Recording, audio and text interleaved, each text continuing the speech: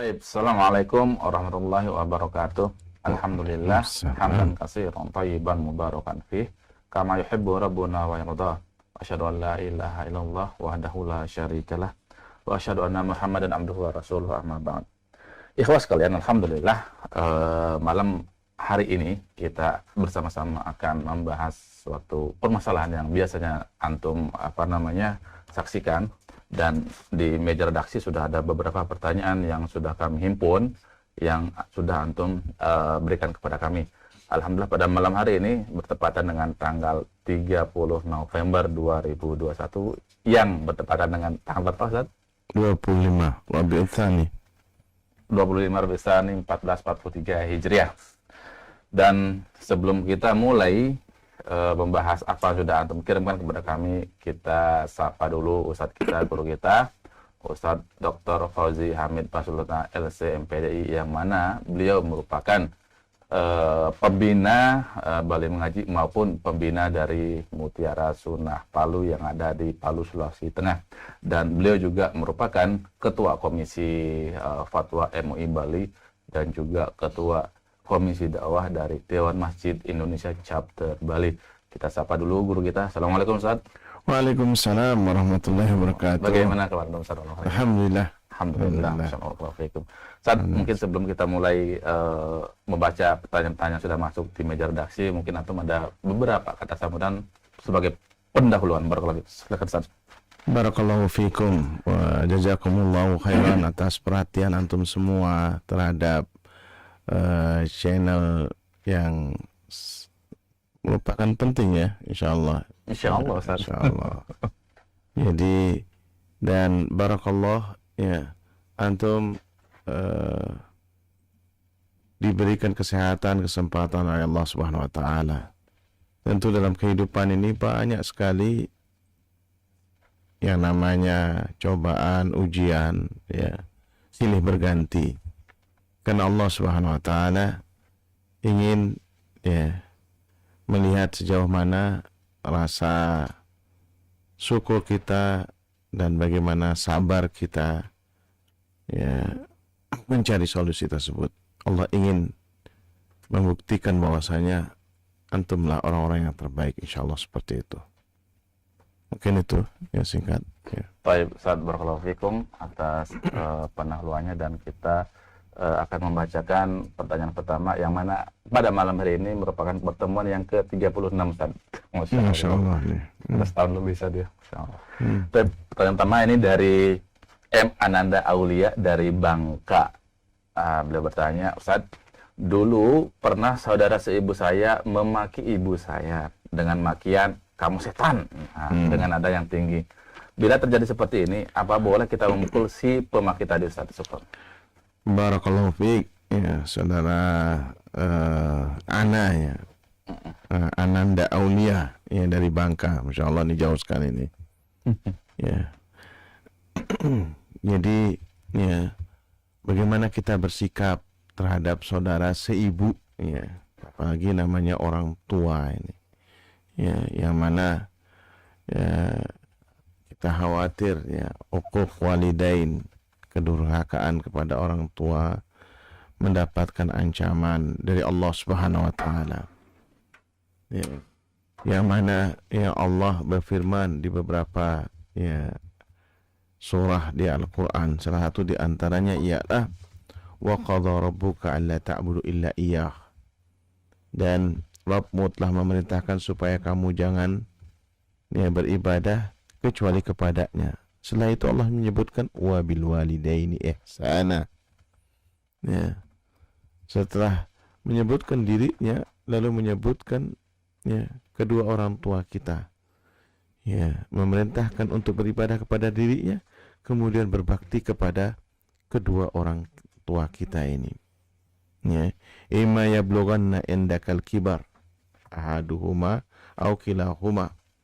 Ya. Yang mana ya kemudian jika salah seorang di antara keduanya atau keduanya ya masuk di hari-hari tua misalnya, maka kita diperintah oleh Allah Subhanahu wa taala ya untuk berbuat baik, berbakti padanya. Lalu dilarang oleh Allah Subhanahu wa taala pada saat yang sama perintah dan larangan. Fala takul lahuma uffin, jangan kalian berkata ya, berkata aja tidak boleh, apalagi di atas daripada itu, ya, apalagi kemudian menyakitinya. Na'udzubillah min dzalik. Wala tanharhuma wa qul lahuma qaulan karima, dan jangan kamu membentaknya, tapi ya, perintah Allah di sini ialah hendaknya kalian berkata dengan perkataan yang mulia. Ibu sekalian, rahimakumullah, banyak contoh dari kalangan ya para ulama salafus saleh, dari para sahabat radhiyallahu anhum ajma'in, ya, bakti mereka kepada orang tua mereka yang masih non muslim, ya seperti Sa'ad bin Abi Waqqas radhiyallahu anhu, bagaimana cintanya kepada ibunya, ya, tapi ya yang non muslim, ya, tapi beliau tetap cinta kepada Allah dan Rasulnya. Ya, saat yang sama, bayangkan ya sekalian, ya, yaitu ya ada dua pilihan yang sangat berat, tapi Sa'ad bin Abi Waqqas adalah ya sahabat yang mulia, yang berbakti kepada orang tuanya, beribadah kepada Allah Subhanahu wa taala, ya, selalu ya menjaga etikanya kepada orang tua, tidak pernah membantahnya. Nah, sekarang masalahnya ialah kadang-kadang kita ini ya tidak pernah ingat bagaimana orang tua kita, apalagi ini ibu kita. Ini ibu kita yang melahirkan kita, ya, yang mana ya tidak akan pernah kita mampu menggantikan jerih payah beliau ketika melahirkan, walaupun satu tarikan nafas, ya, ketika melahirkan, ya, walaupun satu tidak akan pernah bisa menggantikannya. Maka saudara Ananda Aulia, beri nasihat itu yang paling utama kepada saudara antum tersebut, ya, saudara antum tersebut, karena ya kita khawatir ya saudara antum itu ya tidak faham. Jadi unsur ahaka zaliman aw madluman, kata Rasulullah SAW, ya, tolong saudaramu dalam keadaan berbuat zalim atau terdolimi. Para sahabat bertanya, bagaimana ya Rasulullah, ya, orang yang menzalimi kok kita tolong, kalau yang terdolimi itu biasa kita tolong, yaitu cegah mereka, ya, mencegahnya dengan cara yang baik tentunya. Bagaimana? Ya, cara yang baik itu yaitu memberikan nasihat, menegurnya, atau mungkin ya dengan cara ya diingatkan, diajak, ya, mungkin dalam keadaan emosi dan sebagainya. Dan ini termasuk minal kabair, syatmu rajuli walidayh, ya. Ini bahasa isyarat dari Rasulullah SAW. Salah satu di antara dosa besar ialah seorang anak ya mencela orang tuanya. Bagaimana kata mereka mencela orang tuanya ya Rasulullah? Ada orang tuanya. Ini bahasa sindiran. Sementara saudara antum itu adalah langsung ya berkata kasar, mencela orang tuanya sendiri. Ini bahasa sindiran saja seperti ini. Yang kata Rasulullah SAW bagaimana? Yaitu mencela ya orang lain, bapak orang lain atau ibu orang lain, yang kemudian orang tersebut balik mencela. Ini langsung, ini durhakanya, masya Allah, na'udzubillah min dzalik. Nah, itu ya dari sisi kedurhakaannya, ya kedurhakaannya. kasih tahu dan antum bersabarlah. Kemudian pertanyaan antum berikutnya, apa boleh kita memukul si pemakit? Tidak boleh, tidak boleh sama sekali. Ya, dalam agama nggak boleh. Ya, dan bahayanya juga dalam ya KUHP, ya kitab undang-undang ya hukum pidana, antum bisa terjerat pasal ya 351 ini sampai pasal 358. Ya. Ya, kalau misalnya antum kemudian melakukan penganiayaan, ya hati-hati dengan ini. Ya, yang bisa antum lakukan yaitu disarankan banyak ya, yaitu ya selesaikan secara kekeluargaan. Ya, selesaikan secara kekeluargaan. Jika tidak berhasil, ya, yaitu dengan mengadukan kepada aparat penegak hukum. Lebih baik seperti itu. Ya. Apalagi kalau kemudian dia mencacinya di halayak ramai misalnya, seperti itu boleh antum. Tapi kalau seandainya di dalam rumah karena emosi, karena tengkar, udahlah calling down ya, kemudian memberikan nasihat kepada ya saudara antum, ya apa ininya. Kadang-kadang mungkin ya dilihat ketidakadilan barangkali, tapi sebenarnya tidak ada yang dilakukan oleh orang tua kita pas ya, kecuali untuk kebaikan tuh anak-anak. Nggak ada. Insya Allah seperti itu ini ya. Dan memang harus ya difahamkan, diberikan nasihat mas kalian. Nah, ini juga tadi ya, sarannya kalau memang itu di halayak ramai, kemudian ini antum laporkan kepada aparat keamanan ya atau penegak hukum, ya kemudian dia diberikan pelajaran seperti itu. Kalau barangkali dia berulang kali yang melakukan hal-hal tersebut, tapi kalau sekali-kali karena emosi dan ini, nantinya sabar insyaallah. Ya sabar. Enggak ada perbuatan buruk di dunia ini, diingatlah, kecuali Allah akan balas. Ya, akan balas ya dari ya perbuatannya tersebut. Dan mohon juga dinasihati ya, ibu antum untuk yang sabar, karena perkataan ibu itu tajam. Ya, kalau ibu antum kemudian sampai mengutuknya, bahaya. Ya bahaya. Itu bisa terjadi. Ya, bisa terjadi. A'udzubillahi min dzalik, terlalu banyak kisah-kisah yang berkenaan dengan hati-hati. Ya. Ya, berikan nasihat untuk sabar bu, ya barangkali ya saudara atau ya si kakak atau adik ini lagi ada masalah barangkali. Nah kita sebagai juru damai di antara ya keluarga kita, itu lebih baik tanpa ada kekerasan, tanpa ada aniaya, ya itu lebih baik dihindari seperti itu. Nah, qadarullah, jangan sampai Allah takdirkan kita terpancing emosi kita, kemudian terjadi pertengkaran yang lebih dahsyat. Na'udzubillah min dzalik. Nah ini mas kalian. Ya barakallahu fiik. Baik, jazakallahu khairan.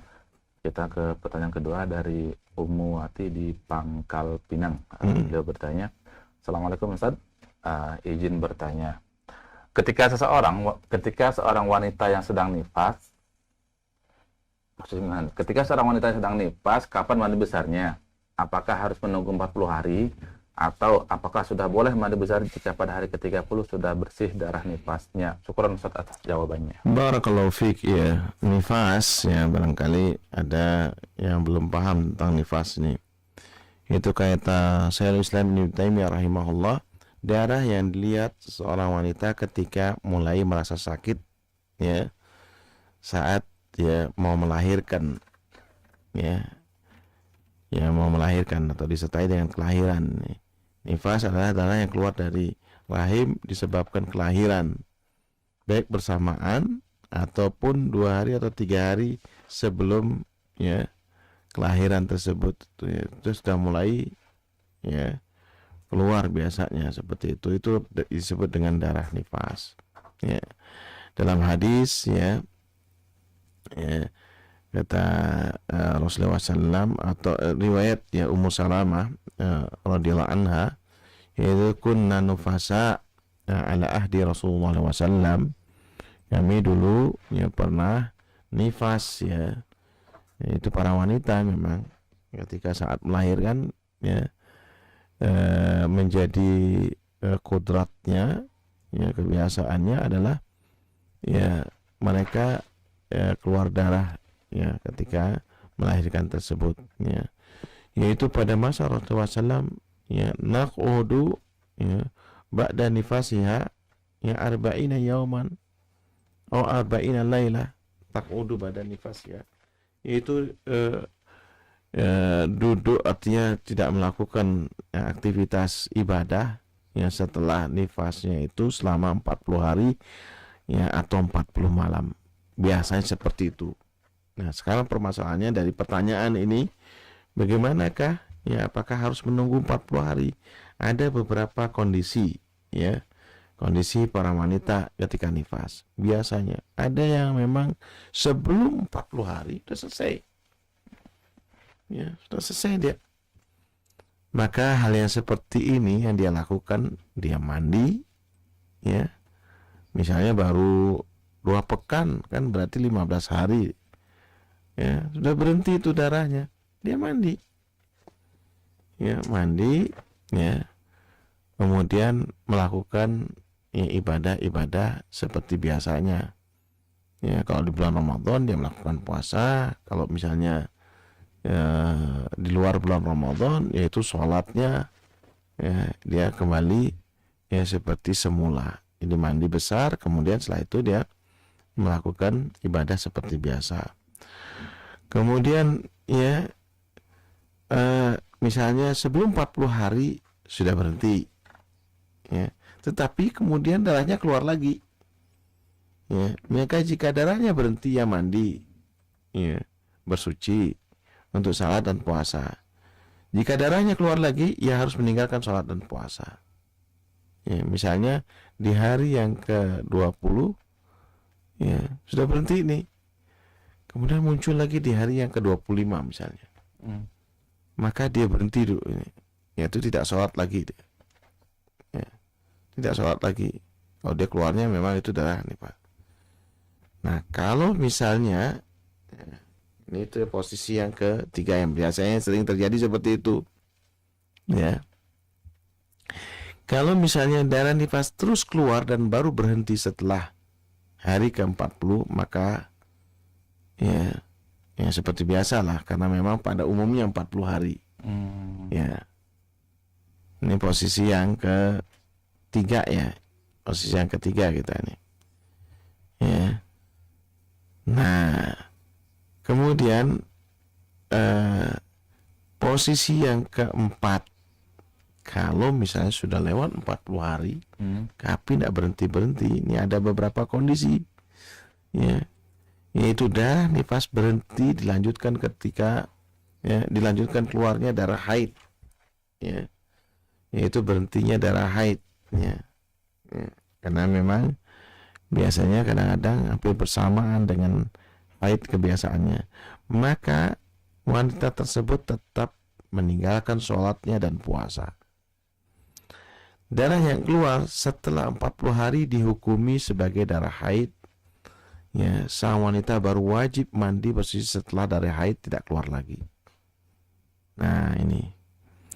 Kemudian yang posisi yang kedua, kalau lebih dari 40 hari darah tetap keluar setelah 40 hari dan tidak ya, bertepatan di waktu haid ya, ulama berbeda pendapat. Ada yang menghukuminya ya, menurut ulama pendapatnya yaitu yang namanya nifas itu maksimal 40 hari dan menilai darah yang keluar setelah 40 hari sebagai fasad atau sebagai penyakit, dan dia statusnya seperti istihadah. Istihadah ini biasanya dia menguning darahnya, darah penyakit itu ya, darah penyakit, tidak kental dia. Sedangkan menurut ulama yang berpendapat bahwa tidak ada batasan minimalnya atau maksimal lamanya nifas, mereka menilai darah yang keluar setelah 40 hari tetap sebagai ya darah nifas. Biasanya memang wanita itu tidak sama, ya. Dan ini pendapat yang lebih kuat. Kalau dia memang terus tidak berhenti ya sudah, ya. Dan itu diyakini itu darah nifas sudah sampai dia berhenti. Karena memang tidak ada batas maksimal, tidak ada batas minimal. Itu di antara pendapat ulama. Wallahu a'lam bishawab. Masya Allah. Ternyata dari panjang kali lebar seluruhan wanita saja. Aduh, memang luar biasa, pikir wanita ini paling panjang, paling banyak. Ya. Baik, Ustaz. Kita ke pertanyaan 3, namun sebelumnya teman-teman sekalian, bagi antum yang punya pertanyaan bisa dong kirimkan ke nomor 089775326668. Sekali lagi, bagi yang punya pertanyaan bisa dikirimkan ke 089775326668. Dan bagi teman-teman yang berada di Palu, silakan nanti hubungin nomor dari Mutiara Sunnah Palu. Tapi bagi antum juga yang ingin bertanya langsung dengan Ustadz, bisa bertanya ke nomor yang tadi ya, 089775326668. Tapi saat kita ke pertanyaan selanjutnya, ini dari Abu Dafa, Monamaning dan Pasar. Mohon bertanya Ustadz, bagaimana hukumnya jika membeli barang ternyata barang tersebut hasil curian? Syukron atas jawabannya. Barakallahu fiik ya Abu Dafa, ya hafizakumullah. Ya, yaitu berkenaan dengan yang sering orang gampangan, ini barang curian harganya mereng, wah ini kesempatan ini, ya apalagi pas yang kita butuhkan, waduh ini bahaya nih. Nah, terkait dengan barang curian ini, memang harusnya ada sedikit yang dibahas oleh para ulama. Ada 3 kondisi dia, ya 3 kondisi.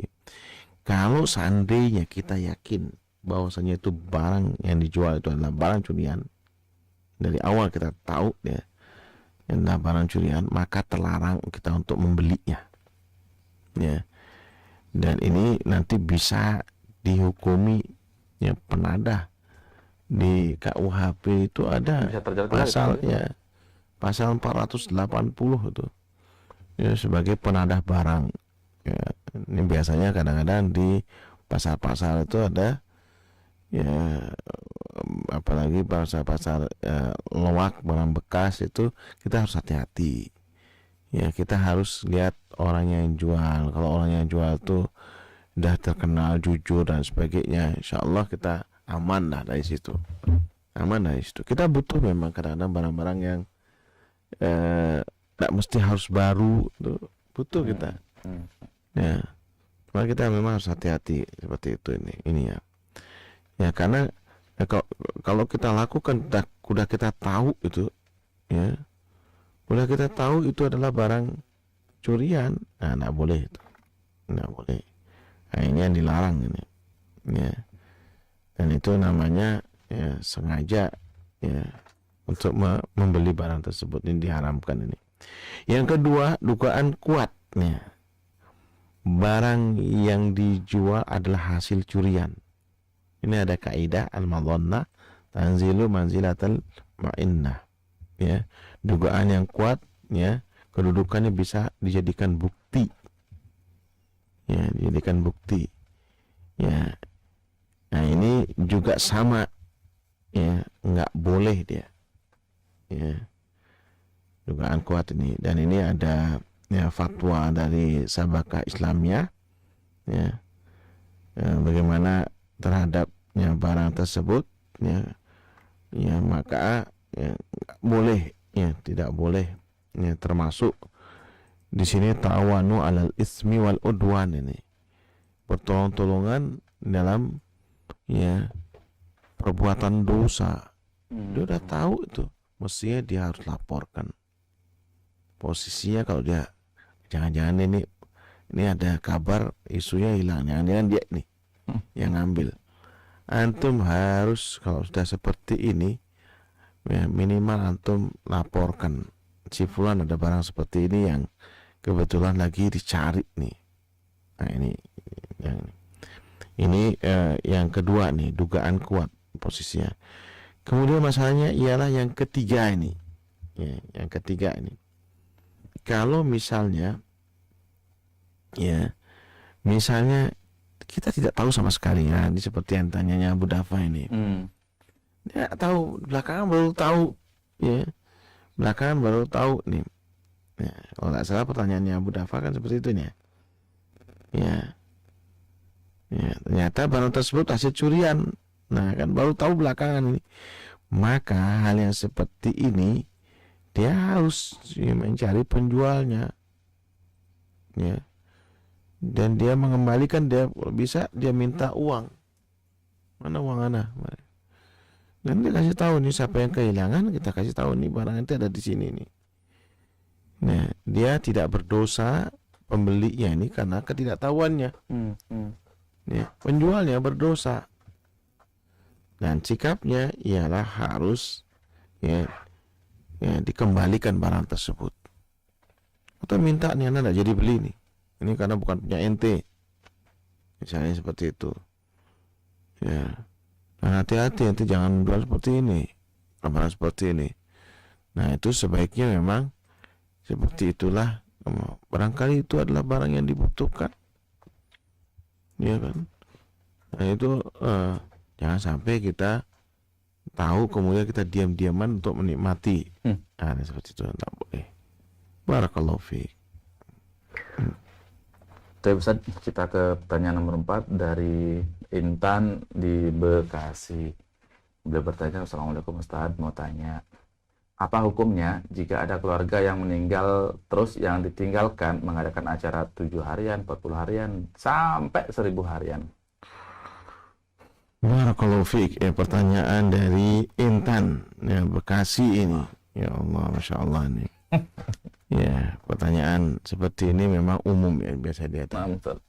Tapi Bekasi ini bukan kampung ya, kota ya, masih ada yang seperti ini, Masya Allah. Ya. Nah, ini ada hadis ya, riwayat dari Jabir bin Abdullah Al-Bajali ya, radhiyallahu anhu. Ya, beliau mengatakan kunna nara atau na'uddu ya al-istima' ila ahli al-mayyit wa san'atu ta'am ba'da dafnihi minal niyahah. Jadi kami melihat atau kami memasukkan orang kumpul-kumpul di keluarga kematian, lalu bikin makanan nih ya, di makan-makan di sana. Ini termasuk ya meratap, yang mana meratap itu tidak boleh. Ya, kata Rasulullah SAW, al-mayyitu yu'adzabu bibukai ahlihi, yaitu yang namanya mayit itu ya disiksa oleh Allah ya karena apa? Karena tangisan daripada ya keluarganya, atau ratapan daripada keluarganya. Ya, ratapan daripada keluarganya. Jadi hal-hal yang seperti ini masuk di dalamnya. Alhamdulillah min dzalik. Kita menyiksa orang-orang yang kita kasihi, kita sayangi di kuburannya. Itu gara-gara ratapan kita ini. Dan ini yang termasuk di dalam ini, hal yang seperti ini. Alhamdulillah min dzalik. Nah, kalau itu yang kemudian merupakan kebiasaan, maka hukum kebiasaan ini nggak bisa dijadikan standar adat istiadat. Ya, kata Imam Syatibi ya, rahimahullah, dalam kitab Al-I'tisam ya, dan ini merupakan perkara bid'ah ya, juga bisa terdapat dalam tradisi, kata beliau. Ya, perkara non ibadah adat yang murni tidak ada unsur ibadah, maka dia bukanlah bid'ah. Namun jika perkara non ibadah tersebut dijadikan ibadah atau diposisikan sebagai ibadah, maka bisa termasuk dalam kategori bid'ah ini. Ini perkataan ulama ya, terus kemudian ya hadis Rasulullah SAW dan perkataan sahabat ya, perkataan sahabat. Kemudian ikhwah sekalian, ini ya kita dapati beberapa ikhwah nih ya, yaitu yang dipaksa ketika orang tuanya meninggal untuk melakukan kenduri ya, 7 hari, kemudian 40 hari, dan Masya Allah mereka ini benar-benar dalam keadaan susah, seperti ya orang sudah jatuh ketimpa tangga pula. Ini yang jadi masalah nih kadang-kadang. Sudah dapat musibah, kemudian disuruh bikin acara yang memberatkan ini. Dulu ada ya ewa kita ini, dari Jember ini, pernah mengadu sama anak, Ustaz, aduh sekarang anak tidak punya rumah, Ustaz, tidak punya rumah. Yaitu kenapa kok bisa tidak punya rumah? Habis katanya orang tua anak meninggal, kemudian belum selesai bayar hutangnya, ya, kemudian disuruh ngadakan kenduri, hutang sana hutang sini. Lalu dikatakan, anak ini Ustaz, anak yang tidak berbakti kalau tidak ya melakukan hal yang seperti ini. Terus apa yang terlalu? Ya terpaksa naik ikut, Ustaz. Ya dari saran dari paman-paman anak, dia habis semua tuh. Rumah habis, ini rumah. Pada satu-satunya rumah yang tidak terlalu besar tapi untuk berteduh. Akhirnya kami ini lontang-lantung semuanya. Ya, ya mudah-mudahan Allah ya tetap mencarikan jalan dan solusi untuk beliau ini. Dan ini banyak, bukan 1-2 kasusnya. Padahal teman-teman sekalian, yang dianjurkan kita yang memberi makan, kita yang menolongnya, ya. Dan seperti keluarga Ja'far bin Abi Thalib radhiyallahu anhu, ketika beliau syahid, ya, kemudian Rasulullah SAW diberitahu, lalu kata Rasulullah SAW, beri makan ahlu Ja'far. Jadi yang meninggal, yang keluarga yang meninggal diberikan makan. Bukan ngambil makanan dari sana. Bukan ngambil makanan dari sana. Ya, keluarga yang meninggal diberi makanan. Kita makanya ada tradisi, misalnya orang bawa makanan dan sebagainya, itu yang benar. Itu yang benar, memberikan makan. Kalau bisa yang masak, kalau bisa yang berupa uang yang bisa dipakai bayar hutang. Karena memang yang paling utama ketika orang ya keluarga meninggal itu, selesaikan hutang-hutangnya. Uang itu dipakai untuk menyelesaikan kewajiban-kewajiban ya bagi yang meninggal, bukan disuruh membuat acara-acara tersebut. Ini pasti bikin susah banyak orang, teman sekalian. Nah ini kemudian, maaf, ini orang yang mengadakan seperti ini seperti ada unsur riaknya. Kenapa dikatakan anak berbakti, padahal dia tidak, mungkin dia kurang ajar di masa orang tuanya masih itu. Dia supaya nampak, saya anak berbakti begini-begini.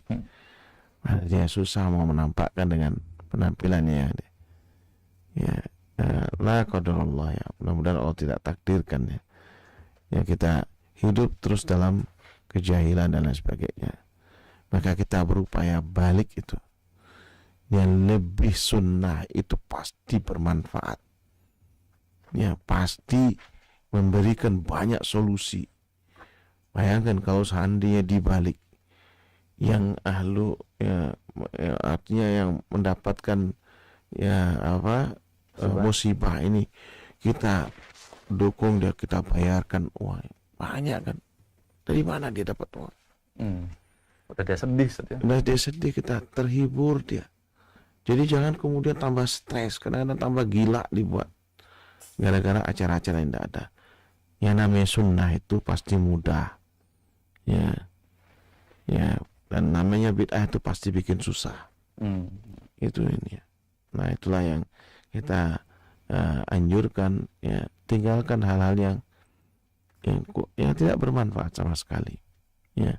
Dan kadang-kadang difahami dari keliru, ya. Itu memang ada hadis ketika ya proses itu, yaitu menyembelih dengan membagi-bagikan itu, padahal hanya untuk hitungan waktu, bukan pelaksanaannya. Dia harus menyembelih kambing kemudian memberi makan dan sebagainya, enggak.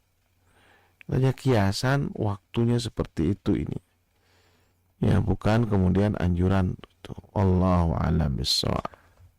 Nah, berarti itu yang nggak dibolehin. Yang dibolehin ini yang mana? Yang dicarikan, Ustaz? Yang tadi Antum sebutin itu. Ya, yang dibolehkan membantu keluarga. Ya, ya kita barangkali ya sakit, dia lama di rumah sakit, berapa biaya besar. Dia bantu dengan uang, kah, dengan ini carikan selesai. Apalagi zamannya COVID sekarang ini, banyak orang meninggal. Jangan kemudian kita, sekarang orang meninggal nih, saya datang kemari nyari nasi berkatnya deh. Ini kurang asam ini orang-orang seperti ini, kan gitu. Ya, bukan ini. Dia senang di atas penderitaan orang lain. Nah, ini tidak boleh seperti itu. Lebih baik dia membantu. Ya, dan ini yang dianjurkan oleh Nabi kita, Nabi Muhammad SAW. Ini lebih mencocoki sunnah.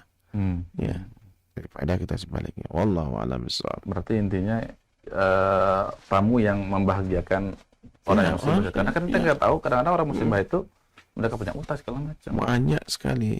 Banyak permasalahan yang ditinggalkan pasti. Iya, benar. Kalau di kampung kan biasanya itu, Zat. Kalau nggak mengadakan itu akan disibuk sama masyarakat segala macam. Ya, nah itulah yang kita harus perbaiki. Mudah-mudahan mudah-mudahan dengan ada acaranya seperti ini, ya kita akan semakin memperbaiki ibadah-ibadah kita. Allahu a'lam. Barakallahu fiik, Ustaz. Kita ke pertanyaan nomor 5 dari Rahman Bima NTB. Assalamualaikum, Ustaz. Saya ingin bertanya, apa yang dimaksud dengan zakat fitrah dan zakat harta? Mohon penjelasannya. Barakallahu fiik. Ya. Ini namanya zakat ini memang terbagi dua secara garis besar. Zakat fitrah itu biasanya kita lakukan di waktu bulan Ramadan menjelang Idul Fitri. Ya. Dikenakan setiap jiwa, ya, kewajibannya yaitu ya 2,5 atau 3 kilo makanan pokok. Itu zakat fitrah. Ya, dan jumlahnya sangat kecil sekali, ya, yaitu hanya 2,5 atau amannya 3 kilo. Lebih baik lebih karena memang ada khilaf di antara ulama. Itu namanya zakat fitrah, yaitu berbagi, ya, kepada saudara-saudara kita yang fuqara dan masakin saja. Fuqara dan orang miskin saja yang dibagi di sini untuk mereka supaya sama-sama merasakan ya nikmatnya hari raya, ya, fitri, yaitu berbuka, ya.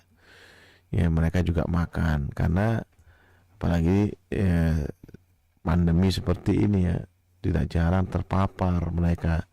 Masya Allah, Anda ingat betul ketika dulu pernah di Mekah itu, ya, ketika habis nyembelih kita datang ke fuqara dan masakin sana. Masya Allah, ini di negeri yang kaya saja mereka berharap bantuan dari saudara-saudaranya untuk mendapatkan, ya, makanan pada hari, ya, hari raya. Waktu itu Idul Adha, ya, Idul Adha. Nah, ini menunjukkan apa? Tidak sedikit barangkali, ya, tidak sedikit dari tetangga-tetangga kita yang belum juga, ya, menikmati hari rayanya. Maka kita berbagi. Itu zakat fitri. Adapun zakat mal, ya, zakat mal adalah zakat, ya, harta, ya, yang wajib kita keluarkan. Biasanya berhubungan dengan asman, ya. Asman itu artinya, ya, barang-barang yang berharga seperti emas, perak, mata uang, ya. Itu, ya, kemudian ada yang berhubungan dengan hewan ternak, misalnya ada unta, sapi, kambing. Nah, ini 3 jenis hewan yang dianjurkan kita, ya, mengeluarkan zakatnya kalau kita memang berternak, ya, karena salah satu juga bisnis yang menguntungkan di antaranya itu ini juga, ya. Ya, kemudian pertanian dan buah-buahan, ya, seperti gandum, kurma, anggur, ya, semuanya itu adalah juga sebagai harta yang diwajibkan kita mengeluarkan zakat bila mana, ya, dia itu kepemilikan penuh, ya. Nah, ini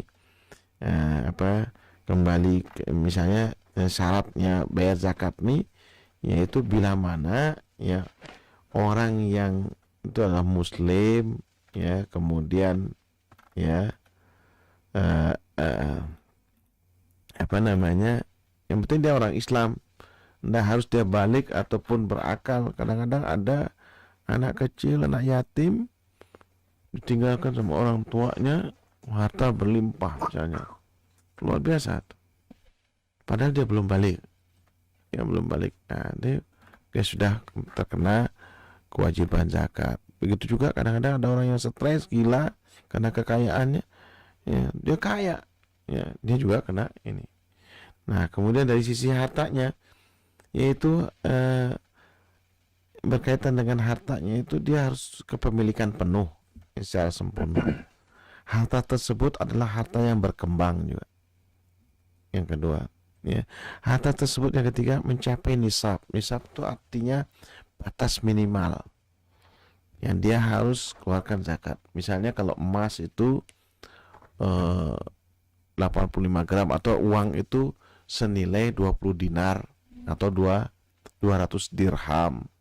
Kalau dia nilainya 20 dinar emas, ya, berarti dia kurang lebih 85 gram emas dia, ya sudah, dia itu nisabnya. Kalau perak itu, ya, uang dirham itu 200 dirham berarti kurang lebih 595, ya, ya, gram dia sudah, ya, setengah kilo lebih sedikit atau 600 gram sudah dia kena kewajiban untuk mengeluarkan zakat dari perak tersebut 2,5%, ya, 2,5%. Nah, ini namanya nisab ini. Kemudian telah mencapai haul, putaran 1 tahun, ya. Lalu harta tersebut merupakan kelebihan dari kebutuhan pokok. Jadi kalau kebutuhan pokoknya dia kan maksudnya makan, ya, kemudian air, kebutuhan air biasanya PAM, atau kebutuhan SPP, ya, kebutuhan apa lagi, pokoknya kebutuhan pokok lah, ya. Luar kebutuhan pokok itu ada harta yang lebih, yang maka dia wajibnya mengeluarkan zakatnya tersebut, karena memang perintah dari Allah Subhanahu wa taala banyak sekali, ya, berkenaan dengan zakat mal ini, ya, dan merupakan rukun Islam yang ketiga, ya, ya, 2 kalimat syahadat, kemudian sholat, lalu zakat, dan selalu, ya, perintah mengeluarkan zakat ini selalu beriringan dengan sholat, saking wajibnya, ya, ibadah zakat mal ini. Dan alhamdulillah di negeri kita sudah ada undang-undang zakat yang mana nanti diberikan wewenangnya. Sekarang sudah ada Basnas, Badan Amil Zakat Nasional, daerah-daerah namanya Badan Amil Basda, Badan Amil Zakat Daerah, ya. Terus kemudian juga di bawah ini ada LAS, Lembaga Amil Zakat, ada UPZ, ya, apa namanya, unit pengelolaan zakat, itu biasanya di masjid-masjid, ya. Nah, ada lembaga-lembaga itu namanya LAS, Lembaga Amil Zakat. Nah, itu bisa, ya, antum, ya, memberikan kepada mereka untuk disalurkan ke yang berhak menerima dari 8 asnaf itu, ya, 8 asnaf itu. Nah, antum bisa seperti itu, atau antum lihatlah dari keluarga antum. Nah, itu kalau dari sisi untuk, ya, asnaf penerima ini, dari sisi kekeluargaan tuh dilihat dari surah Al-Baqarah yang 177, wa atal mala ala hubbi dawil qurba, ya, nih, ya, mengeluarkan harta yang dicintainya, yaitu berupa sodako atau zakat namanya. Ini kalau kita ibadah zakat, ibadah harta ini, ya, berarti antum termasuk muzaki. Kalau antum punya kelebihan uang tadi itu, muzaki itu artinya orang yang kaya, ya, yang tangannya di atas, ya, karena posisi zakat itu cuma 2 ini, ya, di atas dan di bawah. Yang di atas itu adalah muzaki, yang di bawah adalah mustahik, ya. Maka, ya, sebagai orang yang diamanahi harta oleh Allah, karena harta itu juga ujian, cobaan. Hati-hati dengan istidraj, ya, antum diuji dengan kenikmatan. Hanya orang lupa. Allah akan mengambil dengan caranya. Dengan caranya. Ada orang pelit banget. Pelit sekali mana. Bagaimana cara Allah mengambilnya? Dengan caranya. Entah itu diberikan penyakit. Makanya kenapa? Kadang-kadang ada orang berobat sana sini tidak sembuh. Nggak sembuh. Datang ke ulama nanya bagaimana? Antum coba sedekah. Hilang penyakitnya. Masya Allah. Ada dokternya sampai heran. Ya. Ini barangkali cara Allah bagaimana menegur antum. Nah ini hati-hati dengan harta kita ini. Karena ada ya tanggung jawab di harta kita ini. Apalagi nanti ya, kata Rasulullah SAW, la yazal qadama abdin amama rabbih hatta yus'al an khamsa. Ya, yaitu dua kaki seorang hamba ya akan terus ya berdiri di hadapan Allah di yaumul hisab ya sampai ditanya 5 hal: an umrihi fima afna, an syababihi fima abla, ya, tentang umurnya dia habiskan untuk apa, kemudian masa mudanya dia gunakan untuk apa, kemudian an malihi ditanya tentang hartanya ini, ya, hartanya ini yaitu min aina iktasabah. Tanyaannya ada 2 tentang harta nih. Ya, dari mana dia peroleh, wa fima anfaqa. Lalu dia gunakan untuk apa hartanya ini. Nah ini teman-teman, ini banyak orang yang tidak sadar nih. Kemudian an ilmihi fima amilah, tentang ilmunya apa yang dia gunakan. Nah tentang harta ini Allah nih ya ditanya oleh Allah Subhanahu wa taala nantinya. Nah, kembali lagi tadi, siapa yang berhak untuk menerima ini? Ada 8 asnaf disebutkan oleh Allah dalam surah At-Taubah ayat 60. Ya. Yaitu ya fuqara dan masakin, ya. Kemudian ya amil zakat, ya, wal amilina 'alaiha.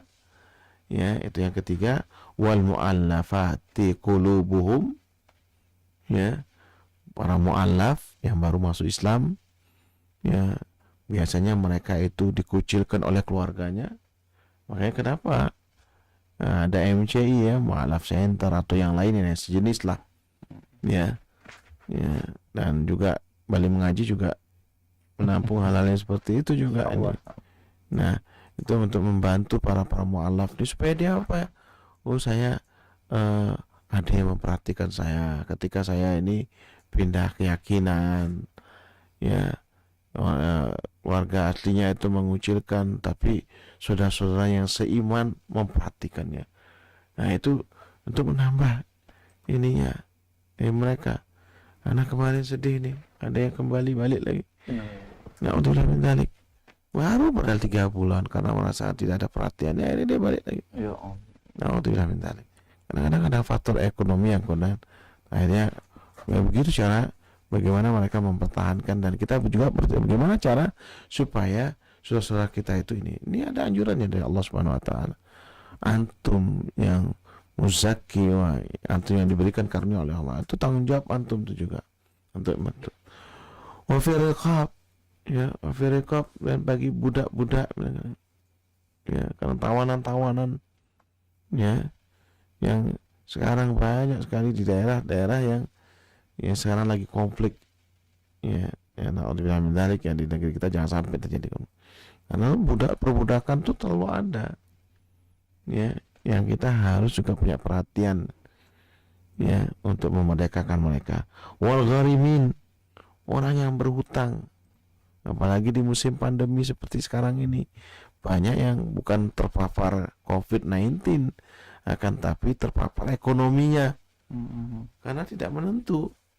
Nah antum ya orang yang diberikan kelebihan oleh Allah Subhanahu wa taala mengeluarkan zakat ya, mengeluarkan zakat ini.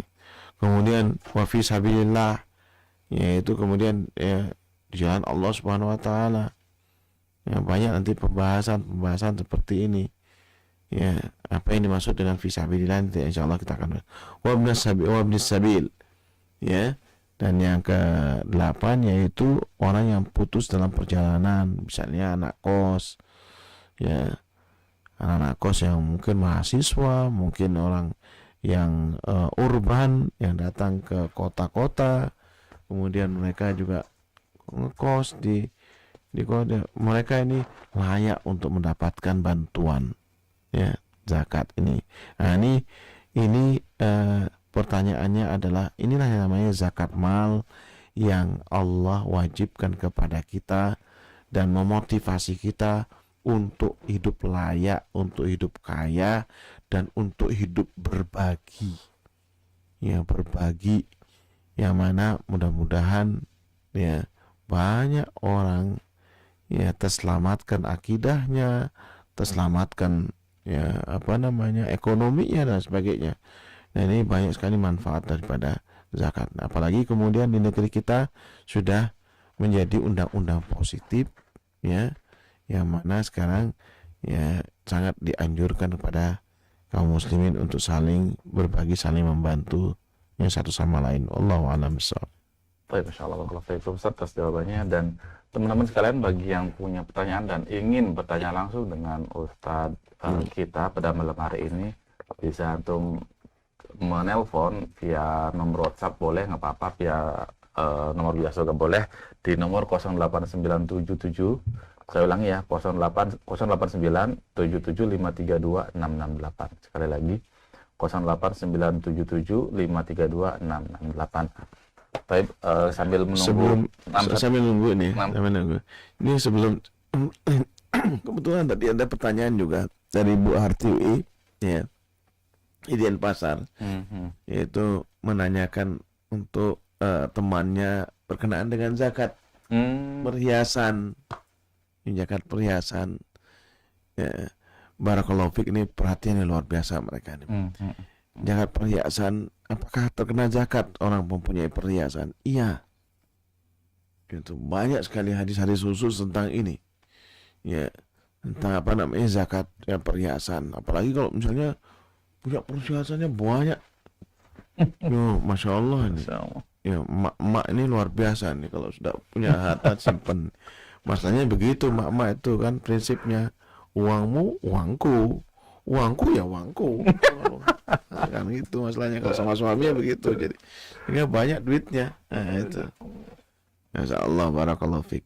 Ya, supaya belum lupa nih. Ya. Nah, ya, oke. Sekali lagi teman-teman sekalian, bagi yang ingin bertanya langsung dengan Ustadz malam hari ini, bisa bertanya ke nomor 08977532668. Sekali lagi, 08977532668. Bisa telepon ke nomor biasa maupun ke nomor WhatsApp di nomor tersebut. Tapi kita sambil menunggu pertanyaan, kita ada menyambung pertanyaan yang sudah masuk di meja redaksi. Ini dari Adrianta. Beliau bertanya, Assalamualaikum Ustaz, izin bertanya. Pernah saya mendengar bahwa umur, rezeki dan jodoh manusia sudah ditetapkan 50.000 tahun sebelum penciptaan langit dan bumi. Tapi ada lagi saya dengar bahwa menyambung silaturahmi bisa menambah rezeki dan memanjangkan umur. Bagaimana kaitannya Ustaz? Syukran. Barakallahu fiik. Ya, hadis yang dimaksud ialah ya berkenaan dengan takdir, ya. Jadi Allah telah mencatat, ya. Jadi memahami masa takdir ini diberikan penjelasan oleh Syekh ya, Muhammad bin Shalih Al-Utsaimin rahimahullah, ya, dalam kitab beliau Nubdah fil Aqidah. Itu ketika kita memahami takdir, diantaranya adalah al-kitabah, yaitu berkeyakinan, ya, kita semuanya keyakinan bahwasanya Allah, ya, telah mencatat, ya, segala sesuatunya sebelum, ya, Allah menciptakan langit dan 50.000 tahun sebelum Allah menciptakan langit dan bumi. Innallaha, ya, katabal maqadir khalaik, ya, sesungguhnya Allah mencatat, ya, takdir, ya, para makhluknya qabla ayyahluqas samawati wal ard bihamsina alfasana, sebelum Allah menciptakan langit dan bumi 50.000 tahun sebelumnya. Dan Allah mencatat itu seluruhnya, karena Allah yang makhluk yang pertama kali Allah ciptakan adalah al-qalam. Al-qalam. Ya. Dan ini di Badul Wahyi, ya, di kitabnya Sahih Bukhari itu diciptakan panjang lebar. Yang pertama kali diciptakan oleh Allah adalah al-qalam. Kemudian Allah perintahkan kepada al-qalam nih, pena nih, mencatat segala sesuatunya dari awal kejadian sampai akhir kejadian. Sampai akhir kejadian. Ya barakallahu fiik. Kemudian pertanyaannya Masya Allah nih, ya, menggelitik juga pertanyaan nih.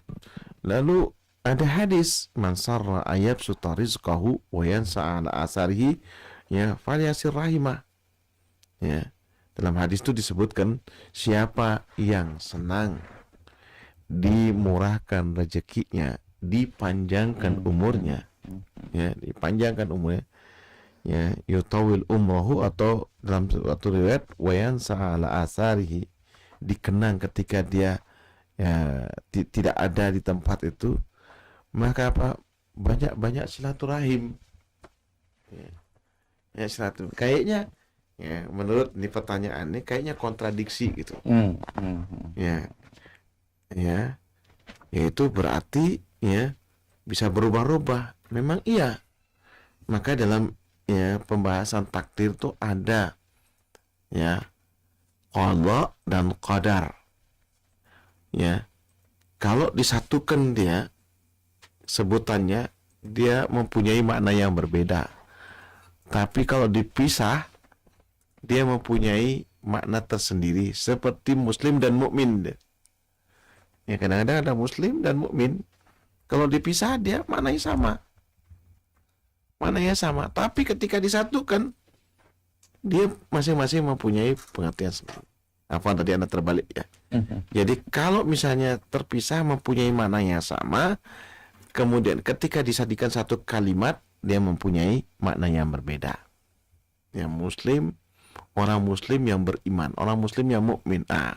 Berarti dia mempunyai makna yang berbeda di situ dia. Tapi di situ dia orang bermuslim, dia orang beriman, dia sama sebenarnya. Ya, maknanya sama. Tapi ketika disatukan orang muslim yang beriman, pasti ada juga orang muslim yang tidak beriman. Nah, orang muslim munafik barangkali. Ya, maksudnya seperti itu. Nah, begitu juga dengan qada dan qadar ini. Qada adalah satu ketentuan yang bisa, ya, berubah dia. Bisa berubah dia. Ya, makanya dalam hadis itu la yarudul qada illa bid-du'a. Ya, tidak ada yang bisa merubah ketentuan kecuali dengan doa. Ya, misal orang sakit nih, udah sakaratul maut, dan Anda melihat sendiri nih, ya semuanya udah meninggal sekarang nih, ya, udah meninggal. Waktu itu, ya Allah yarhamu nih, abah mertua anak mengunjungi tetangganya yang sakit. Kebetulan rumah sakitnya berdekatan. Mengunjungi, ya. Ini yang dikunjungi ini sudah sekarat. Kebetulan abah mertua ini sehat. Lalu dia doakan, ya sabar, mudah-mudahan cepat sembuh. Subhanallah, ya, subhanallah, abah mertuana lebih dulu meninggal daripada ini. Ini orang yang tadinya kelihatan sakaratul maut, ya, ya, sudah nggak taunya panjang. Ya, kamin sahihin mata min ghairi illatin, kata Imam Syafi'i ini dalam sebuah syairnya. Berapa banyak orang yang sehat mati tanpa sebab. Wa kamin sakimin, ya, berapa banyak orang yang sakit, ya, apa namanya, engkau lihat panjang umurnya. Inan minad dahri, ya, sahinan minad dahri, ya. Dia hidup panjang umurnya. Orang yang sakit, orang yang sehat, ya, engkau lihat, ya, tiba-tiba meninggal. Orang yang sakit sebaliknya, kita tidak tahu. Wallahu alam, barangkali, ya, karena silaturahimnya dia, ya, lalu banyak orang yang kenal dia, ya, karena kebaikan dia, sehingga kemudian, ya, banyak orang yang mendoakan dia panjang umur dia. Ya, itu makna, ya, ini. Sebagian ulama mengatakan panjang umur di sini umurnya penuh dengan keberkahan. Contohnya apa? Para ulama. Mereka saja ya dalam Kutaib ya Khatib Baghdadi menulis Rihlah fi Talabil Ilmi. Buku ini Masya Allah nih, perjalanan menuntut ilmu. Ini para ulama hadis nih, mereka apa? Ya hidupnya biasa-biasa umurnya, tapi apa? Diceritakan sepanjang masa, bayangkan. Kayaknya masih hidup sampai Imam Bukhari 63 tahun umurnya, mirip seperti Rasulullah SAW. Ya, lahir tahun 194, kemudian wafat 256. Hidup pendek. Imam Syafi'i 54 tahun. Tapi nggak ada sekarang ulama, ustadz sekarang mesti menyebutkan nama itu, yaitu panjang umurnya dia. Ya, panjang umurnya dari sisi apa? Disebut namanya keberkahannya. Karena umurnya penuh dengan keberkahan, penuh ya dengan ya banyak sekali hal-hal yang bermanfaat ya. Dia ya apa namanya? Dia sebutkan. Makanya kata ya Rasulullah SAW pernah, ya Rasulullah, ayun nas khair. Ya, sahabat bertanya kepadanya, siapa manusia yang paling baik? Man tala umru wa hasuna amalu. Ya, yaitu yang panjang umurnya dan yang panjang yang bagus amalannya. Ya, yang paling bagus amalannya, panjang umurnya dia panjang, bagus amalannya. Ya, para ulama lah. Fa ayyun nas syarr qal man tala umru wa sa'a amalu. Yaitu yang panjang umurnya, ya yang paling buruk, yang panjang umurnya tapi buruk peranginya, kelakuannya juga buruk. Ya. Nah, ini teman-teman sekalian ini. Maka kita diajarkan oleh Rasulullah SAW juga ya berdoa kepada Allah Subhanahu wa taala kalau kita mau panjang umur. Ya, yaitu apa doanya? Minta hatamnya. Tapi mesti diseringi dengan istighfar juga, minta ampun juga. Ya, di antaranya apa? Hadis Sahih Bukhari ini. Ya Allahumma ya aksir waladi, ya aksir mali wa waladi, ya Allah ya Tuhan kami, banyakkan hartaku dan keturunanku. Ya, berarti banyak juga istrinya barangkali seperti itu. Allahu a'lam. Ya kan itu. Wa aksir waladi. Ya. Kemudian apa? Wa barik li fima ataitani. Dan berikan keberkahan ya kepadaku apa yang kau karuniakan kepadaku. Ya. Lalu apa? Wa atil hayati fi ta'atik nih. Ini kita minta panjang umur. Ya Allah ya Tuhan kami, panjangkan umurku untuk selalu taat kepada Engkau ya Allah. Wa ahsin amali, dan perbaiki amalanku ya Allah ya Tuhan. Kemudian apa? Waghfirli, ampuni dosaku. Mas sekalian, ya kita minta panjang umur bukan untuk melakukan perbuatan sia-sia, akan tapi kita minta panjang umur untuk selalu taat kepada Allah dengan melakukan banyak kebaikan-kebaikan. Nah, ini yang kita harapkan seperti itu. Dan kembali lagi ke pertanyaan, itulah yang dia maksud ini. Jadi ada yang namanya takdir, tadi Allah itu dia bisa kita rubah di ini. Kita minta kepada Allah Subhanahu wa taala. Ya, ada yang sakit, ya Rasulullah Rabbal Arsy ayasfiak. Ayasfiaka. Antum ada yang baca 7 kali, itu diulangi 7 kali. Insya Allah disembuhkan oleh Allah Subhanahu wa taala. Jadi jangan hanya tergantung obat atau dokter, juga berdoa kepada Allah Subhanahu wa taala. Orang yang sekarat pun bisa dipanjangkan umurnya oleh Allah Subhanahu. Kalau kita meminta kepada Allah Subhanahu, itu maknanya. Tapi yang namanya qadar, takdir itu suatu ketentuan yang sudah pasti. Ya, kata Imam Syafi'i, faman asa ya alfan au alfaini fala budda min yaumin yasiru ilal qabri. Siapa yang minta umurnya dipanjangkan 1000 atau 2000 tahun, maka sekali waktu dia wajib diantarkan ke kuburannya. Jadi ya, nabi yang paling panjang umurnya adalah Nabi Adam alaihissalam, 1000 tahun. Kemudian yang kedua, Nabi Nuh alaihissalam 950 tahun. Kemudian para rasul lainnya, ya para nabi ada 200 tahun, ada yang ini. Alhamdulillah Nabi kita Nabi Muhammad SAW itu berumur 63 tahun. Kemudian beliau mengatakan, inna a'mara ummati, ya, sesungguhnya umur daripada umatku ma baina sittin wa sab'in, antara 60-an 70-an, dan sedikit sekali yang melampaui pada. Maka kita minta kepada Allah Subhanahu wa taala, Allahumma ja'al khaira umuri akhiruhu wa khaira amali khawatimuhu wa ayami yauma liqa'ik. Ya Allah ya Tuhan kami, jadikanlah akhir umurku itu yang paling terbaik, akhir amalanku yang terbaik pula ya Allah. Kemudian apa? Hari-hariku yang terbaik saat aku bertemu dengan Engkau ya Allah. Jadi mas sekalian ya, itu yang dimaksud ya saudara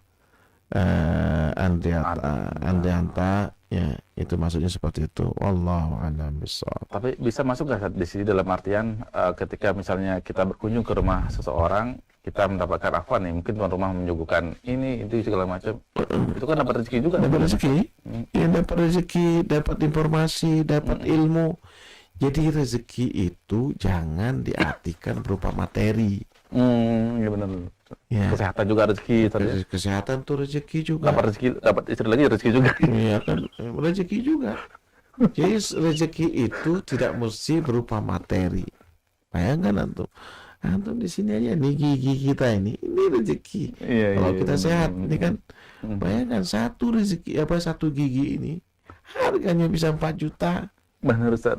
Nyambut gigi pun mahal. Nyambut gigi mahal, makanya itu disyukuri nikmatnya. Bagaimana mensyukuri? Dijaga kebersihannya.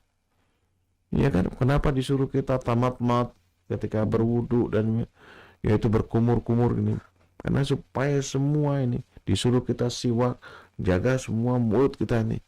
Nah, ini juga rezeki. Ya kan? Kemudian silaturahim tadi, ya banyak rezeki, informasi dan sebagainya itu rezeki. Nama teman juga ya. Rezeki juga saja. Ya, rezeki. Insya Allah seperti itu, insya Allah. Barakallahu fiik Ustaz. Kita ke pertanyaan selanjutnya dari Cynthia di Tangerang. Dia bertanya, Assalamualaikum Ustaz, izin bertanya. Ada yang mengontrak di tempat saya. Waktu awal masuk tidak tahu jika akan berjualan sebagian yang haram. Nah, sudah berjalan lama baru saya tahu. Nah lagi nih, saya ingin dia nggak nerusin kontrakannya. Tapi saya nggak ada keberanian untuk ngomong ke si penyewa itu karena dia orangnya tersinggungan juga. Khawatir dia akan melakukan hal-hal yang berkaitan dengan ilmu hitam. Mohon nasihatnya Ustaz, saya harus bagaimana? Apakah uang yang saya dapat dari si penyewa haram? Mbak Cynthia atau Ibu Cynthia, ya anakillah, ya mudah-mudahan Allah menolongmu, ya. Nah, barakallahu fiik atas pertanyaannya. Insyaallah ini memang ya kadang-kadang kita kan tidak tahu dalam perjalanan seseorang yang barangkali berhubungan dengan kita, apalagi kemudian mengontrak rumah kita. Awalnya kita melihatnya barangkali baik-baik, ya kita tidak tahu. Ya. Nah, mungkin dia dalam perjalanannya dia baru menerima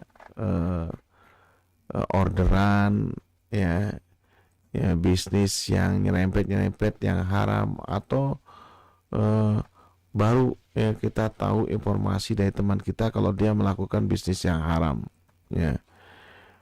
Kalau memang bisa, ya memang kemudian dilaporkan. Bisnis haram itu apa? Karena kita bahaya, ya, kita laporkan ke aparat, ya. Resikonya memang rumah kita bakal nggak ada yang ngontrak di situ. Dan itu artinya dia keluar dari rumah kita, laporkan. Apalagi barangkali bisnis narkoba, nanti bahaya nih, ya. Kata Rasulullah SAW, ya kan ini apa namanya, ya, nasihat yang pertama kali diucapkan oleh Abu Bakar radhiyallahu anhu. Ya, innakum taqra'una hadhil ayat. Ini riwayat Imam Ahmad di awal hadis kitabnya Imam Ahmad ini. Innakum taqra'una hadhil ayat. Kalian membaca ayat ini. Ya ayyuhalladzina amanu idza alaikum anfusakum la yadurrukum man dhalla idza tadaitum. Wahai orang-orang yang beriman, ya hendaknya kalian menjaga diri kalian. Ya, kalau kalian ya niscaya musuh-musuh kalian tidak akan membahayakan kalian kalau kalian mendapatkan hidayah, mendapatkan petunjuk. Abu Bakar radhiyallahu anhu bertanya kepada rakyatnya ketika itu beliau menjadi khalifah. Kalian paham tak ayat ini? Lalu rakyatnya pada menjawab. Ya, disebutkan oleh ulama tafsir ya dalam surah ini di ayat 105 surah Al-Maidah. Mereka semua bersaut-sautan, tapi tidak ada yang satu pun yang tepat jawabannya. Innakum taqra'una hadhil ayat ini disebutkan ya, kemudian apa? Wa tad'una hadhil ayah fi ghairi mawdhi'iha. Kalian meletakkan ayat ini atau menafsiri atau memaknai ayat ini itu bukan pada tempatnya. Ya, tadi maknanya apa? Kalau hendaknya kalian menjaga diri kalian. Ya, hendaknya jaga kalian ya, niscaya musuh-musuh kalian tidak akan bisa membahayakan kalian kalau ya kalian itu mendapatkan hidayah atau mencari hidayah. Itu maknanya letterleknya. Tapi kata Abu Bakar radhiyallahu ini yang ana mau jelaskan sama ya Bu Sintiah ini, Mbak Santia ini, Sintiah. Yaitu inni sami'tu Rasulullah SAW yaqul, aku mendengar Rasulullah SAW bersabda tentang ayat ini. Innan nas, kalau semua manusia, innan nas, sesungguhnya manusia, idza ra'awul munkara, dia melihat satu kemungkaran. Ya, kemudian dia tidak mencegahnya. Idza ra'awul munkara. Ya, lalu dia tidak mencegahnya atau kemudian melaporkannya atau menghentikannya ini. Ya. Fa'asa ayya umahumullahu bi'iqabih. Maka dikhawatirkan Allah akan meratakan dengan siksanya. Ya. Innan nasa idza ra'al munkara tsumma la kama qala Rasulullah sallallahu ya. Tidak menghentikannya, maka Allah akan meratakan seluruh orang yang ada terlibat yang lihat kemungkaran tersebut tidak menghentikannya, maka Allah akan meratakan azabnya. Apa maksudnya? Dalam hadis yang lain diibaratkan seperti kita ini bernegara, bermasyarakat, ya, bertetangga, berkeluarga dalam satu keluarga. Itu diibaratkan seperti dalam sebuah kapal yang besar. Kalau seandainya salah satu penumpang melobangi kapal tersebut, la yughayyiru, kemudian tidak ada yang merubahnya atau mencegahnya, maka apa? Ya, dikhawatirkan pasti dia akan tenggelam. Innan nasa idza ra'awul munkara tsumma la yughayyiruna fasa'nya. Ya, kemudian tidak ada yang merubahnya atau mencegahnya, maka dikhawatirkan. Ini mohon maaf ini. Ya, Mbak Sintia kayaknya udah tahu nih. Ya kan, pengontraknya ini mungkin dia bisnis yang haram. Apa kayaknya saya enggak tahu. Enggak disebutkan haramnya itu apa. Berjualannya sebagian yang waktu awal pasti bisnis yang haram ini. Apakah itu narkoba atau apa? Bahaya. Ya, di tahun 2005 ya, Ana kebetulan mendapatkan kesempatan untuk hadir di Munas MUI. Itu yang pertama kali Ana ikuti. Ya. Allahyarham Pak Tarmedi Tahir ketika itu sebagai penggerak untuk pencegahan HIV. Ya. Lalu beliau dokter ya, mantan menteri agama ya. Kemudian ada anak muda yang dijadikan, ada satu kampung ya, mohon maaf kalau Anda sebutkan ini, itu kampungnya karena Anda ingat tuh kampung Bali, karena di Bali, kampung Bali di Jakarta, yaitu ada warga situ yang dibawa dijadikan contoh, guru dengan muridnya. Ya, itu gurunya bercerita dulu kami kalau lewat ya di gang-gang di kampung kami itu ada gurunya, semua anak-anak nyingkir semuanya, malu ada gurunya. Sekarang ini katanya, ini tahun 2005 nih, sekarang kami yang minggir karena hampir rata-rata anak-anak sekarang ya dia narkoba, dia ini semua Ya. seperti dulu. Kalau satu rumah kena udah heboh satu kampung. Sekarang di kampung kami itu hanya beberapa gelintir saja yang tidak. Karena bisnis narkoba ini kalau dibiarkan teman-teman sekalian, dia akan menular, atau bisnis-bisnis yang haram ini akan menular kepada tetangganya. Naudzubillah min dzalik. Kalau seandainya ini kan yang ditanya bagaimana nasihatnya, harus bagaimana? Anti harus laporkan. Ya, harus tegas dalam hal ini. Kalau anti tidak ini, kasih tahu orang lain tanpa anti yang maju sendiri. Apalagi di Tangerang, ada yang daerah mayoritas Muslim ya. Beda dengan daerah kita gitu. Iya. Dan ini bahaya kalau kita biarkan, karena ini nanti akan menjalar ke rumah kita. La qadarullah. Mudah-mudahan Allah tidak takdirkan. Apa dia bisnisnya? Nanti harus laporkan ke masyarakat, yang kemudian resikonya barangkali adalah ya dia keluar dari rumah itu saja, dan tidak usah ya nanti baca ya doa-doa, insya Allah ilmu hitam, mau ilmu putih, ilmu hitam, ilmu warna-warni, tidak usah khawatir. Yang lebih yaitu lebih baik adalah menyelamatkan, melaporkan, kerjasama dengan aparat dan sebagainya. Ya, karena ya bahayanya ya akan rusak lingkungannya. Ya. Nah itu hadisnya itu, idza ra'ul munkara tsumma la yughayyirunahu fa'asa ayyam. Akhirnya semua rata. Semua akhirnya beranggapan biasa. Gara-gara kita tidak bertindak, tidak ada yang mau mencegah. Akhirnya semua akan tenggelam semuanya. Naudzubillah min dzalik. Naudzubillah min dzalik. Nah ini ya, jadi makanya halal ya apa namanya, Masya Allah ya, di zaman Umar bin Khattab, beliau ini Amirul Mukminin yang selalu melakukan tindakan-tindakan preventif. Ya, jadi memang beliau ini luar biasa. Ya, firasatnya itu luar biasa. Dia pikir kalau Allah begini, ya harus dicegah seperti ini. Ya. Nah itu Umar bin Khattab, jadi yang selalu mencari ya pencegahan jangan sampai terjadi ya bencana di kalangan. Kalau sekarang ini kalau kita biarkan ya hal-hal yang sebenarnya illegal logging, aduh sudahlah, ini sekarang banjir di mana-mana. Naudzubillah. Karena kita mendiamkan, kadang-kadang satu melihat kemungkaran ya tidak ada satupun kita tergerak untuk mencegahnya.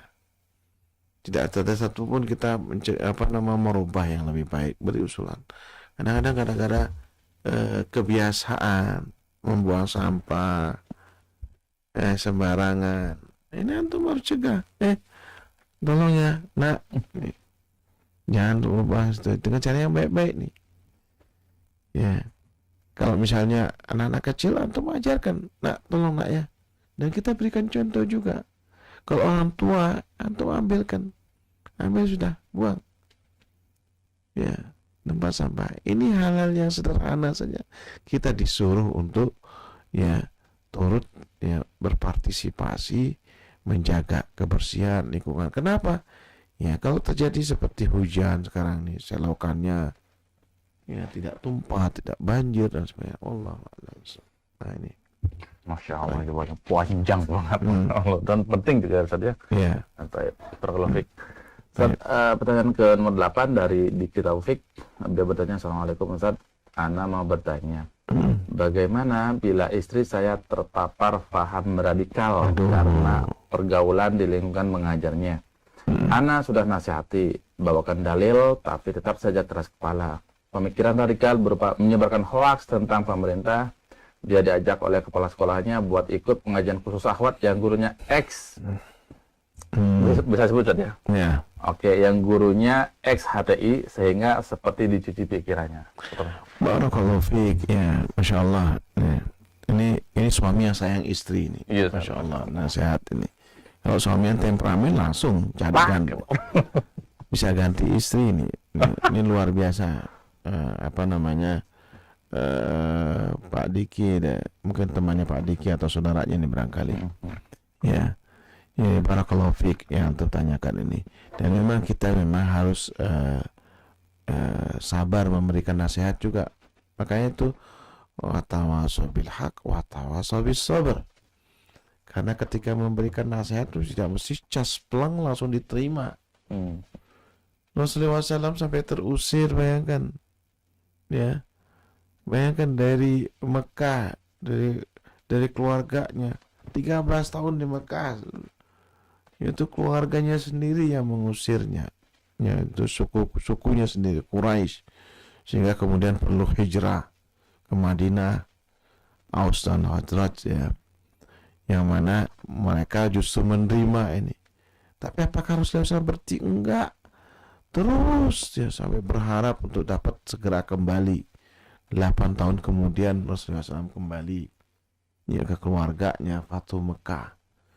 Ya, ini kesabaran Rasulullah SAW ini perlu patut kita contoh. Apalagi itu adalah ibu daripada anak-anak kita. Ya, yang salah mungkin salah pergaulan. Mungkin antum bisa, kalau antum punya pekerjaan yang lebih baik, antum bisa usulkan ya, atau memberikan nasihat yang kepada kepala sekolahnya atau gurunya, ya, yang mana kita harus kita memberikan peringatan hal yang seperti ini. Karena memang pemikirannya Khawarij ini ada 3 ciri, kata saya Saleh Fauzan, yang paling muncul. Ya, apa itu Khawarij itu? Yaitu dia mengkafirkan sesama muslim. Padahal kata Rasulullah SAW, mengkafaro fakat kafar. Barang siapa yang mengkafirkan, maka dia sendiri telah kafir.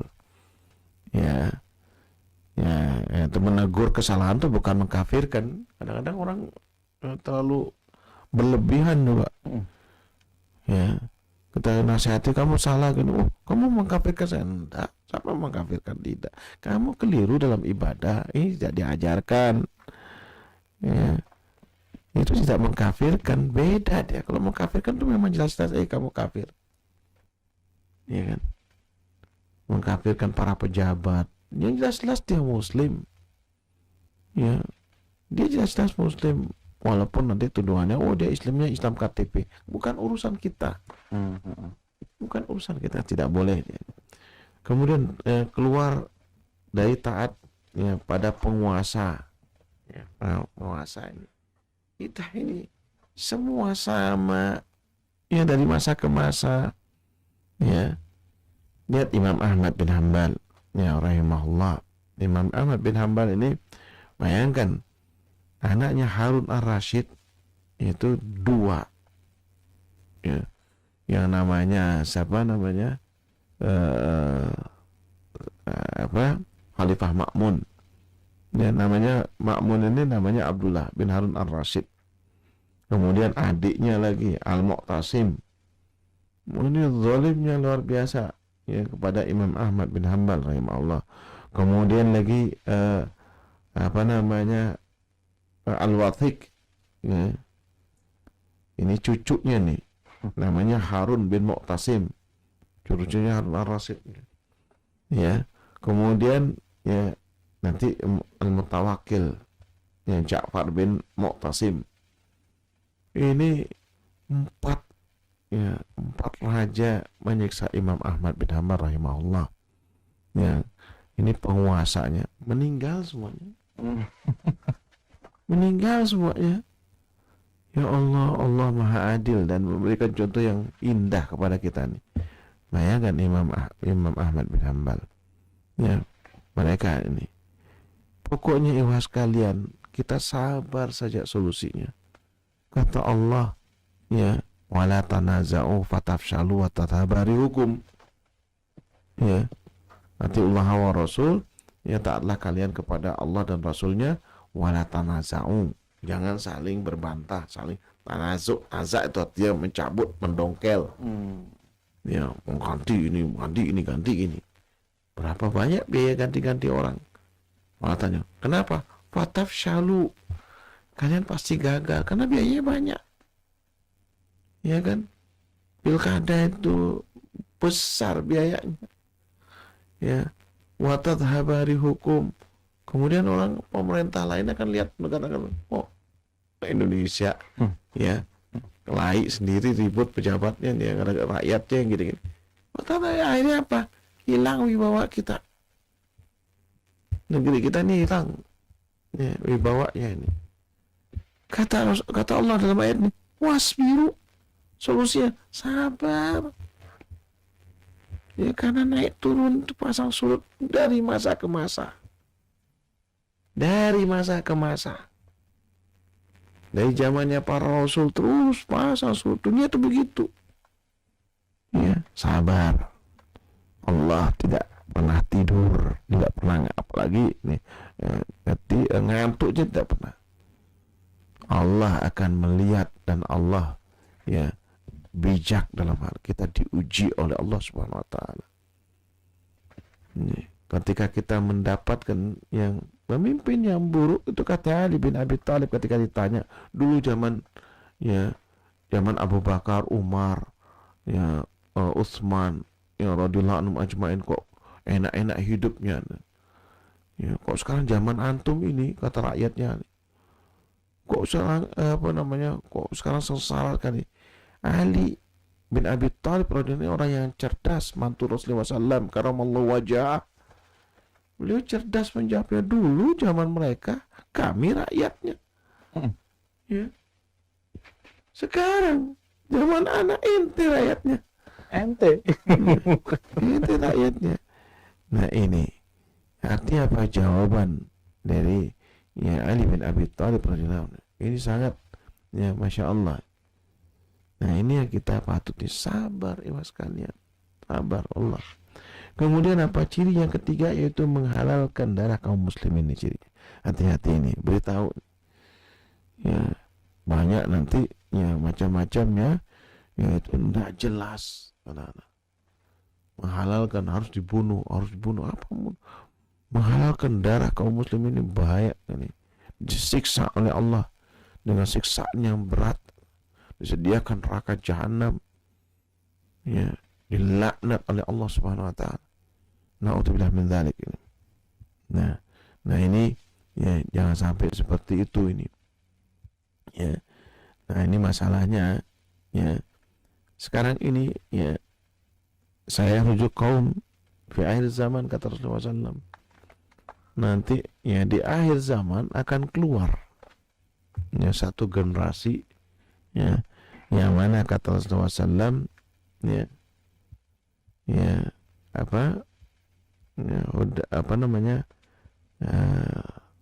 umurnya masih muda, sedikit ilmunya, ya,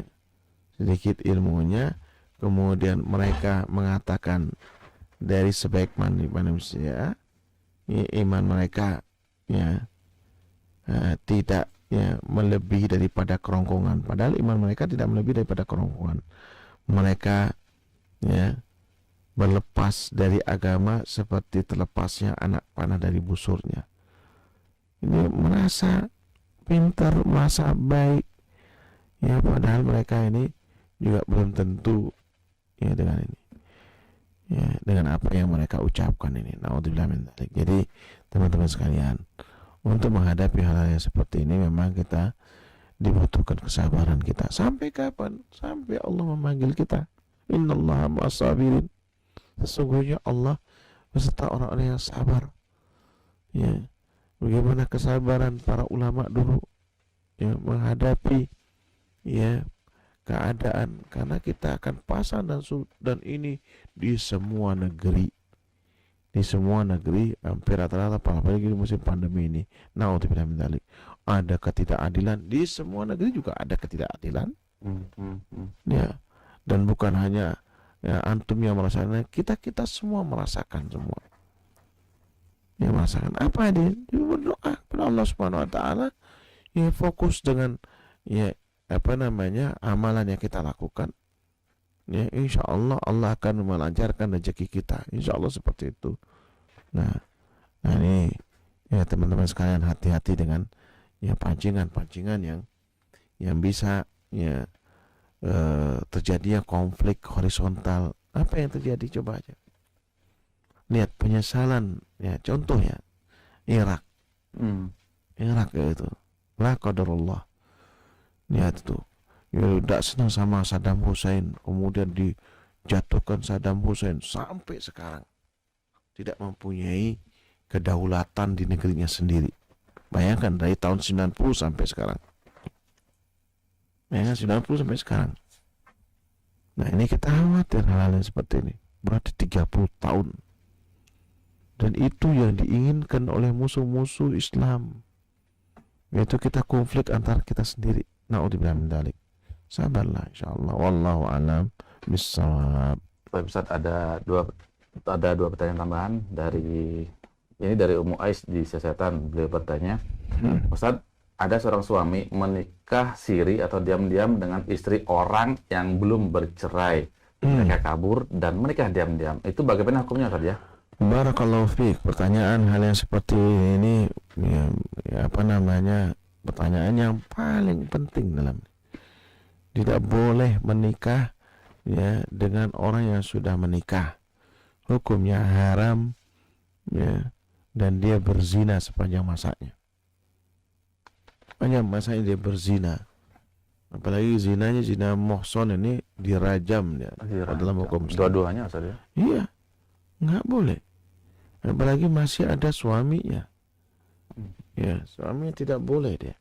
Dan kalau itu pemerintah maka ya apa namanya? Dia wajib. Pengadilan agama biasanya apa? Mewajibkan untuk dia bercerai. Dipisahkan dia. Nah, untuk bilang dari selingkuh ini ya? Ya, ini bukan pernikahan, ini selingkuh ini. Ya. Walaupun misalnya dibilang nikah siri, selingkuh ini. Selingkuh ini. Nah, untuk bilang enggak boleh. Tidak boleh menikah ya wanita yang sudah bersuami, nggak boleh, haram hukumnya. Jazakallahu khairan. Ini terakhir sekaligus menutup pertemuan kita pada malam hari ini. Ini dari Devi di Medan. Beliau bilang, saya punya adik perempuan berumur 6 tahun. Mohon nasihatnya Ustadz untuk adik saya. Kebetulan dia sedang mendengarkan juga saat ini. Saat ini dia sedang sangat aktif dan sangat sering komplain tentang apapun dan meninggikan suara meskipun tentang hal kecil. Padahal kami selalu berusaha mendengarkan dia dengan baik dan sayang kepada dia. Barakallahu fiik, masya Allah. Nak, ya saudaramu, masya Allah sayang sama kalian, sama kamu nih. Dan ini adalah ya seorang kakak yang bijak ya. Ya, maka dengarkan tuh nasihat kakak itu ya. Pasti ya apa yang dinasihatkan adalah untuk kebaikanmu ya. Dan menjadi orang baik itu ya tidak gampang ya. Dan ikuti ya semua yang diajarkan kakakmu itu, insya Allah kamu sukses insya Allah. Dan insya Allah ya apa yang saudara-saudaramu lakukan ini tidak lain adalah karena sayang sekali ya, sayang ya. Apalagi ya kamu sekarang diajak nonton bersama-sama nih untuk melihat ini nih ya, supaya kamu pandai, cerdas dalam bersikap, insya Allah seperti itu. Dan ya tidak pantas loh ya kalau seandainya kamu itu ya berteriak-teriak atau ini. Cukup ya dengan kelembutan ya, insya Allah orang akan senang, sayang. Tapi kalau kamu bersikap yang tidak baik, orang tidak akan menjauh. Orang akan tidak pernah mendekat kepada kamu dan akan menjauh darimu. Nah ini banyak teman tuh menyenangkan loh nak ya ini. Dan itulah yang biasanya ya diingatkan tidak oleh kakakmu tapi gurumu nanti di sekolah juga akan mengingatkan hal yang sama. Barakallahu fiik. Mudah-mudahan kamu disayang oleh Allah Subhanahu wa taala. Ya.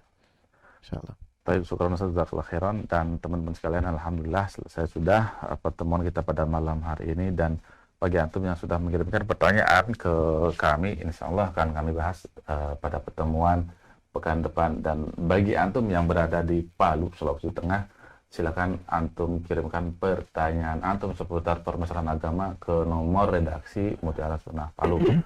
Dan tadi pun sekaligus menutup perjumpaan kita Ustaz ya. Baik, dengan demikian kita akhiri saja dengan membaca doa kafaratul majelis. Subhanakallahumma wa bihamdika asyhadu an la ilaha illa anta astaghfiruka wa atubu ilaik. Assalamualaikum warahmatullahi wabarakatuh. Waalaikumsalam warahmatullahi wabarakatuh.